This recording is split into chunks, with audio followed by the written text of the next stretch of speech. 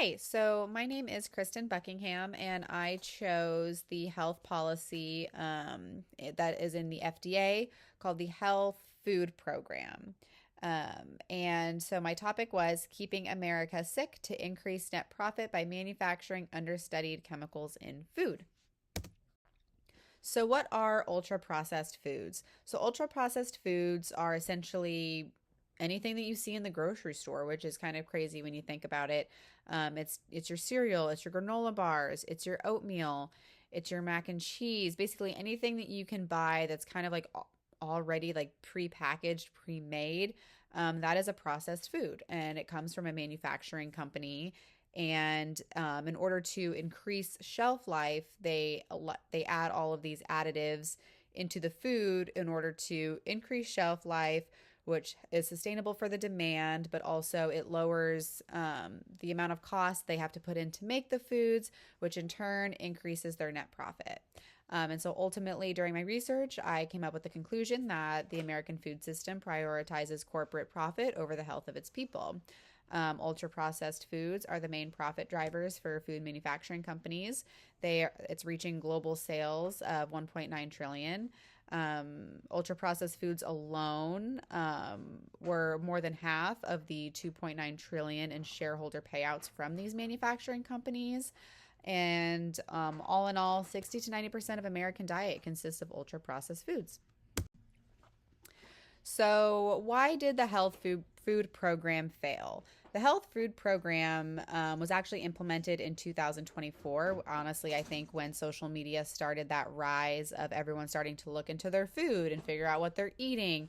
And I think a lot of that also coupled in 2020 when everyone was on their phones and everyone was kind of bored, right? And so that's when everyone started to like look in and kind of see what was going on. And so the FDA, in turn, decided to create the health food program. And ultimately it failed. And so I came up with the conclusion that post implementation of the HFP, the rate at which UFPs were manufactured and consumed did not actually decrease in percentage, and rather they remained rather high. It didn't change at all. So it kind of made me question, well, why was it even created in the first place if, ultra processed foods are the culprit of all of these illnesses and the risk of American people, and it hasn't changed since they implemented it. So ultimately, why they did fail. Ultra processed foods have been in our food since probably 1901 is when they really started to rise. And it was ultimately America trying to find a way to preserve food. And that's when they started playing around with chemicals. And so for over 100 years, we've had this internal systemic, I guess, philosophy called GRAS, called generally recognized as safe. So basically saying, we don't know if it's safe, but we're going to think that it is. And we're just going to go ahead and say that it is. And because of that kind of philosophy, that is why so many chemicals have been added to our food. And historically, the FDA is more about marketing than they are about actually testing the products to make sure that before they go to market, before they actually make into the stores. And so the FDA doesn't really have any say regarding these products at all. And so they just kind of allow all these chemicals to be added. And so ultimately that is because of GRAS, and it's because of the high demand, and we don't want that bottleneck effect with quality assurance. All of that makes very, very valid sense. But ultimately that's why we did see the HFP ultimately fail, was because we've already have these internal historical systemic issues that are already present in the FDA.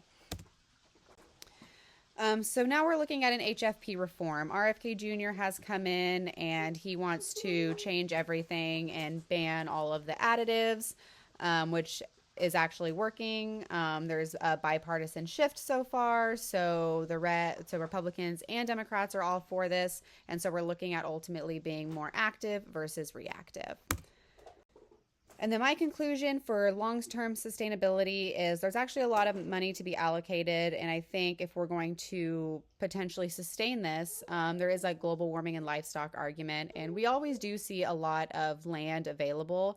And I think if we find a better way to utilize that land, get rid of the moral and ethical issues that comes around raising livestock, I think maybe we can come to a conclusion to ultimately, make America healthy.